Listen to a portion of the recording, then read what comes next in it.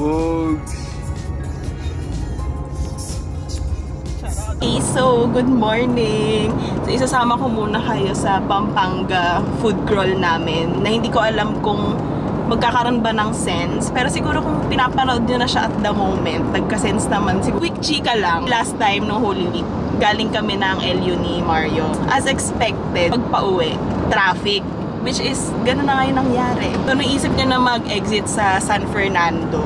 Na-search namin yung Junjun's Bibingka and Barbecue Restaurant pa yun. Tapos nag-try kami and for us, best sisig talaga siya.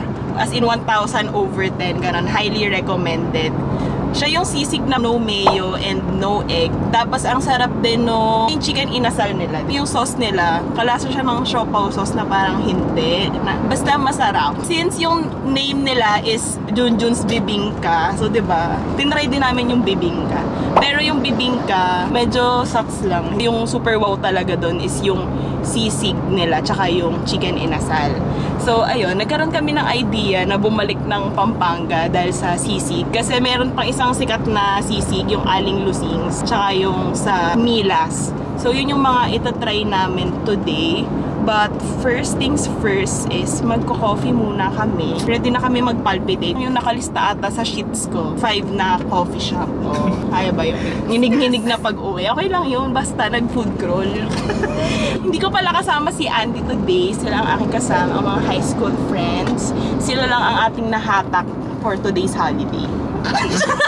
So hindi pa kami nakakaalis, nabawasan na agad kami ng isa. Tama ba yun? So ayun lang, let's go!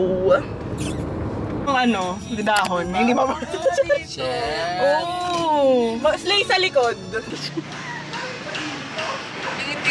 Nakakainis na kami nagpapanggap. Close po. Thank you po.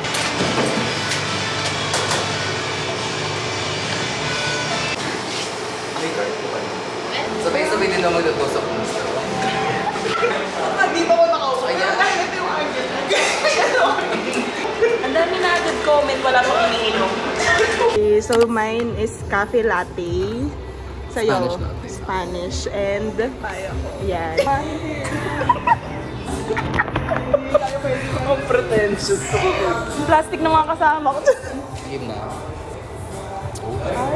Ay, slate. Ang sarap mo sa'yo. May kimchi. O diba, may sense yung vlog. Okay na? Uwi na tayo. Umaanggil pa talaga sila. Channel na siguro to. Cholo and Marion.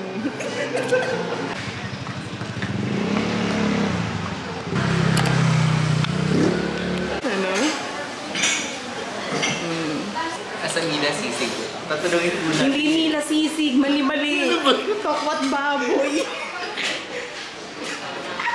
Asa nila stopwat baboy? Putay ngayon. Tatanungin po natin kung pwede mag-dive.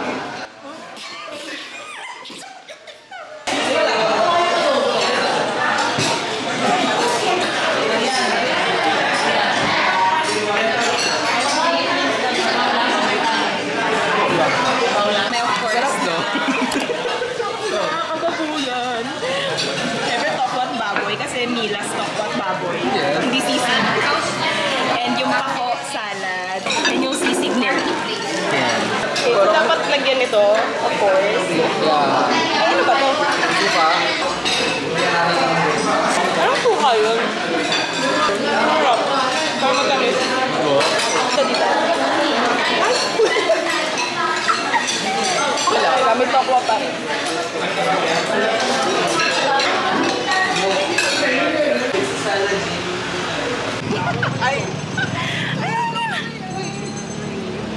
Ang verdict namin, anong unahin natin? Pako. Pako.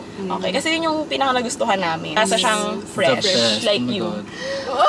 Yung suka, parang yun yung nakakadagdag ng freshness. So, yun yung nagpapaiba sa kanya. Ang sa sweet, ibang pako Bakit salad. sa ibang pako salad ba? Like plain suka lang. Rehearsed yun. Ganap na ganap.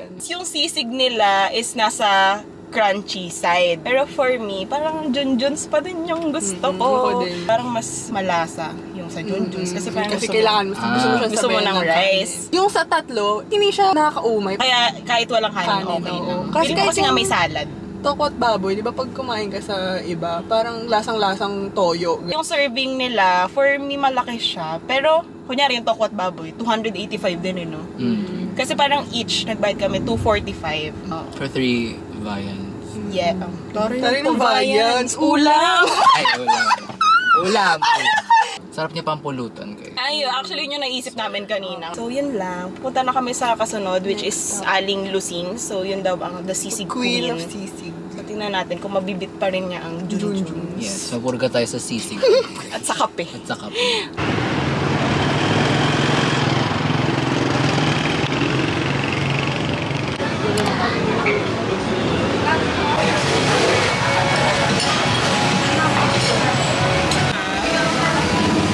Oo, di ko rin in-expect na ganyan. Pero baka dahil nasa ano tayo.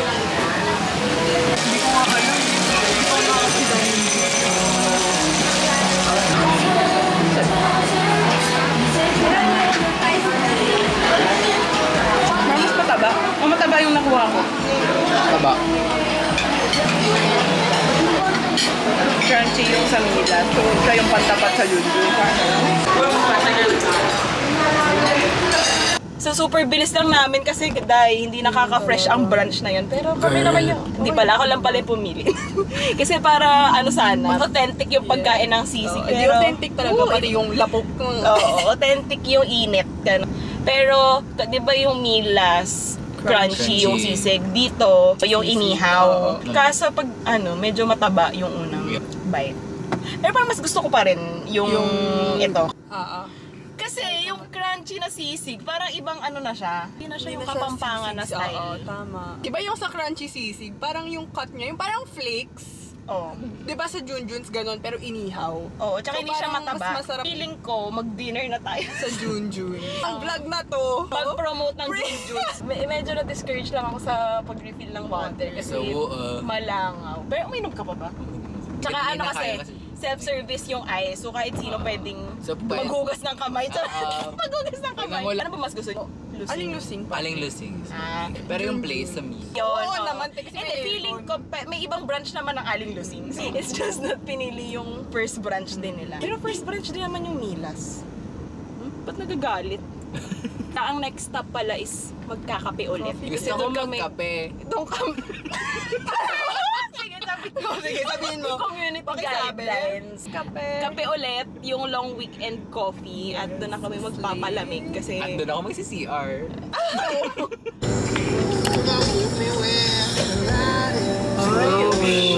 Sino ka doon?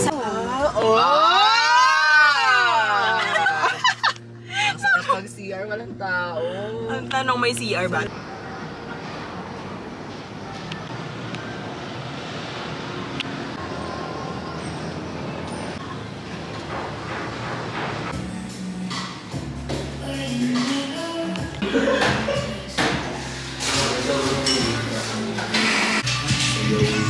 Hinintay ko nga yun sa'yo eh. Doon ako magbe-base ng order ko.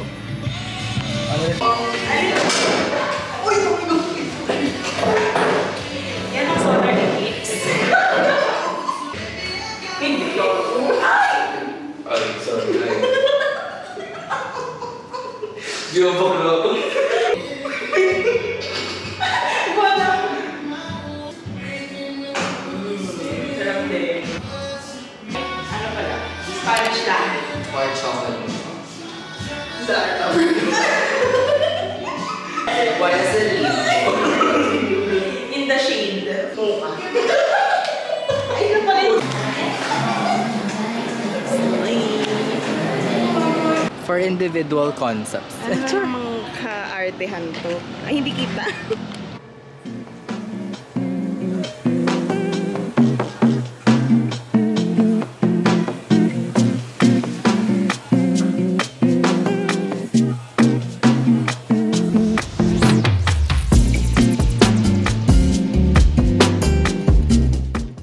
update. masyado kami nag-enjoy sa long weekend kasi napakainit ng buhay. Ringusta. Na-solo namin yung cafe ng super tagal at lahat na po ng content ay ginawa. Pero yung sa coffee, good din siya. Good siya. Pero, May pero, charot joke lang. mas gusto ko si ano. Si Hindi pala Paya. to comparison, Charis. Pwede naman. Pwede naman. Si Paya. Same. Parang, Ay, mas makapal yung milk nila. Para silang naka-brevet sa lahat ng drinks, Oo, no? pero yung sa paya, kahit naka-brevet, parang lasa mo yung coffee. Ito parang milky talaga. yung sa white chocolate, mocha, parang it's too Well, sweet it's parang- for my liking. Pinaka gusto ko yung white mocha. Sa akin, parang itong iniinom ko. Yung sea salt ang salt. Bias. Masarap naman siya. Wait. Ano siya? Slayable ang CR. At saka ang dami nilang saksak. Fairness sa mga cafe dito sa Pampanga. Kanina din sa Paya, Parang very welcoming. Parang pwede kang papasaksak sila. Okay, pa walang kwenta na tong ano na naman. Hindi ako over Joke sa lang. CRT. Ang linis, ang bango. Ang bango. Ang bango. Doon lang ako, ang OA na ng review. Hindi nga. Basta yun, so maraming saksakan, pero di namin natanong kung may wifi and slayable ang CR, 10/10. Yes. Good ventilation. Poopable. Poopable, yes. Yun lang. Thank you. Thank you po.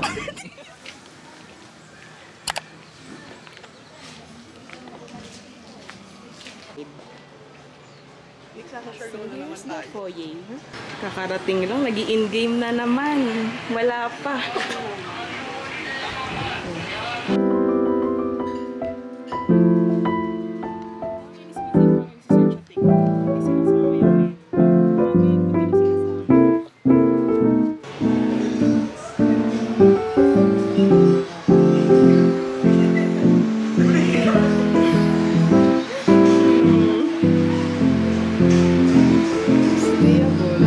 Ayaw daw mag-rice, pero umorder ng pandesal tsaka ng burritos.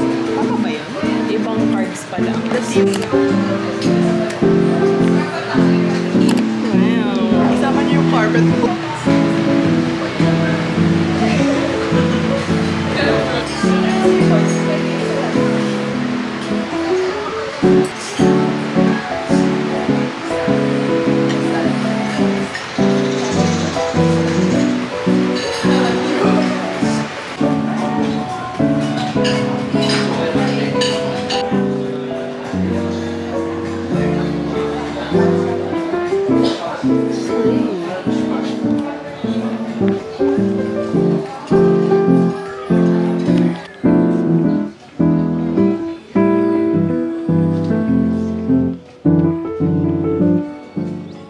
Okay, so tapos na kami sa kind dining. Yes, the people were very kind. Ay, hindi, sorry. Ulit, Sorry. Ano na, pahapon na. Upos na yung energy. Yung pinaka na-appreciate namin is yung mismong location. Kasi ang ganda ng view, ang ganda ng interior, the vibe is vibing. It's giving... It's giving It's kind. giving what it's supposed to give. Yeah. Wow! Ano naman yung dapat ibigay na yun? Ang nagustuhan namin is yung kind salad. Kasi lasang fresh yung cilantro dressing nila. Yung sa Bistec Dome naman, parang for me, okay naman siya, pero hindi super wow. Like wow, ganon. Totoo, actually. Pero decent naman yung lasa. Feeling ko ang binabayaran mo talaga doon ay yung view at yung ambience. Sa drinks naman, yung sa akin yung strawberry mango. Na-overpower lang ng mango yung strawberry. Di ko masyado nalasan yung strawberry, pero naka-syrup lang kasi siya. As a lover of lychee and strawberry, perfect. Strawberry pinagsama. lemonade, tapos may lychee siya. Ay, yung akin pala, na-appreciate ko din yung pamint. Paminta. Paminta. Like, charot. Paminta. Nung umalis kami, parang tsaka palang nagdatingan yung mga tao. So, umalis kami feeling ng namin- 5. Oh, baka doon marami nagsa-sunset. Pero kami, dito kami magsa-sunset sa CDC. Sa-sunset kami dito. Tinamad na. Yan, yung pa-field nila. May pa-UP Sunken Garden. Ha? At tuyo ang grass.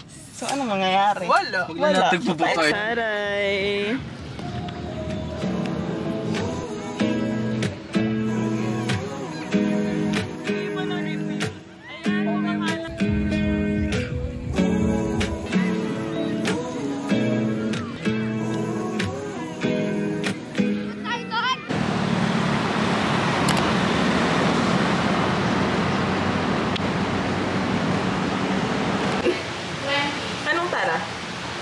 Junjuns?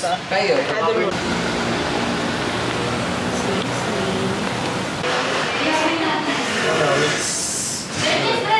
So, time check, 8:29. So, balak na namin mag-Junjuns na sisig para matry na ni finale.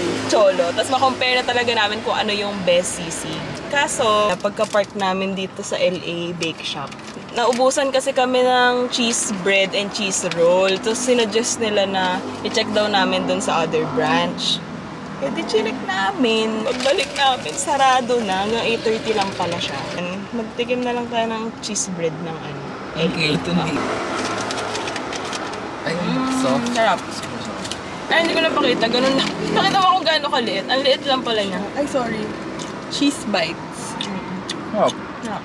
Sunod na natin yung cheese roll. Yan. Dito niyo in the shade. Tapos